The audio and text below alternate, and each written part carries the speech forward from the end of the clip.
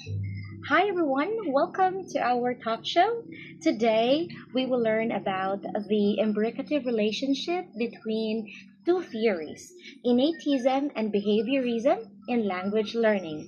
So before we proceed, we will first check one vocabulary word, um, imbricative, what it means. So as I've checked, imbricative means overlapping or interlocking. So we will check what overlaps between the two theories. All right. So I want to point out first that rather than viewing innatism and behaviorism as opposing theories, we'll examine how they complement each other in explaining language acquisition. All right. So allow me first to introduce my guest for today.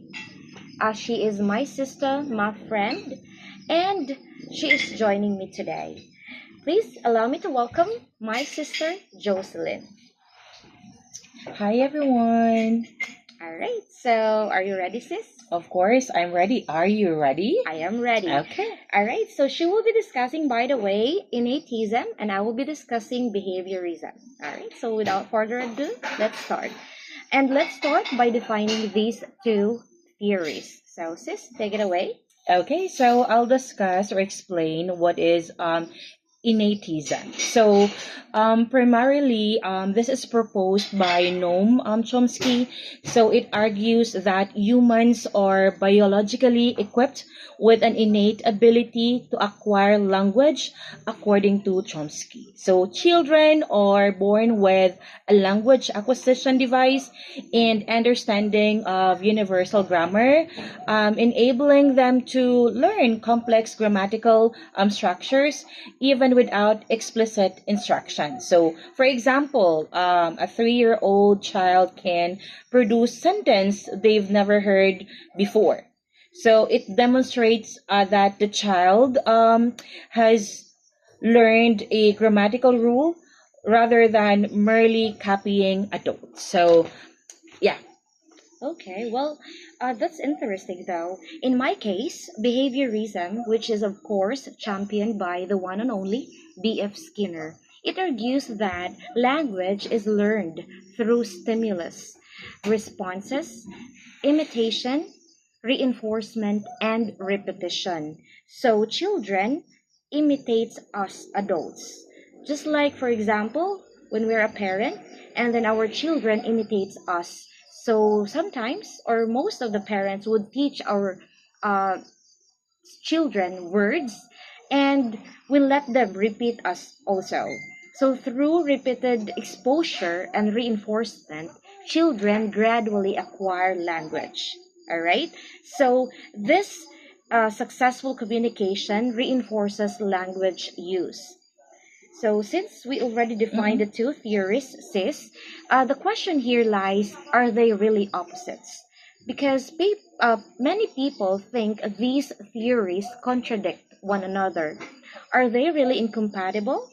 What do you think, sis? Not entirely. Well, I agree. Mm-mm. Because behaviorism explains successfully that learning of vocabulary, pronunciation, habits, and classroom drills are learned repeatedly through reinforcements. However, it cannot fully explain how children produces completely new sentences they've never had before.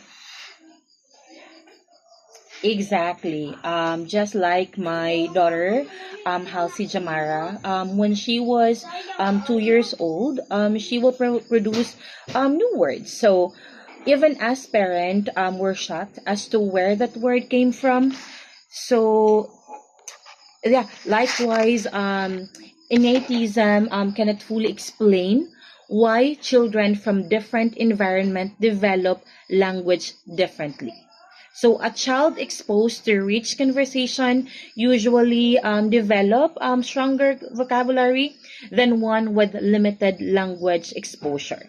So usually environment clearly matters. Okay. Well, good point though. So instead of competing theories, they're actually complementary. Exactly. Just like if we are going to apply this theories to our educational settings here in the Philippines. So suppose a grade one teacher introduces the English sentence. Like good morning classmate like good morning classmate mabuhay, so the children will follow that same routine every day, something like that. And that's where they will learn that words, right? Correct.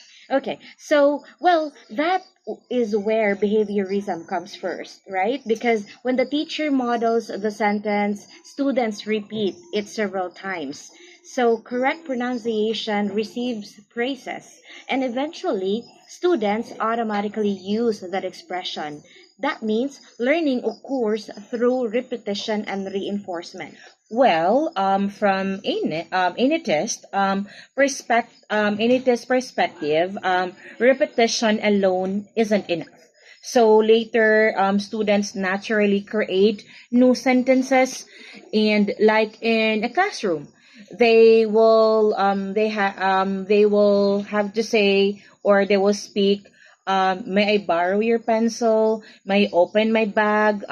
They've never memorized every possible sentence. Instead, they've internalized grammatical patterns and creatively generated new language.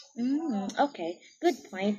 Well, how about let's bring this closer to home, sis. Imagine when we grow up in a mountain barangay, like in Cebu, just like us. Mm-mm. We've you know we grow up here, and then at home we speak Cebuano, and then at school teacher teaches us Filipino and English. So how do these theories explain multilingual learning? Well, first, as for behaviorism, it explains that children or the child's learning through daily exposure, and then teachers model English. So the classmates converse through songs, games, and classroom routines. I mean, Meanwhile, innatism explain why children can naturally organize grammar across multiple languages. well, that explains it, Mm. right? So, sis, what exactly is the imbricative relationship between innatism and behaviorism? Language learning begins with an innate biological capacity. And that capacity develops through environmental interaction, imitation, practice, and feedback. So the relationship resembles two overlapping circles. So nature provides the ability.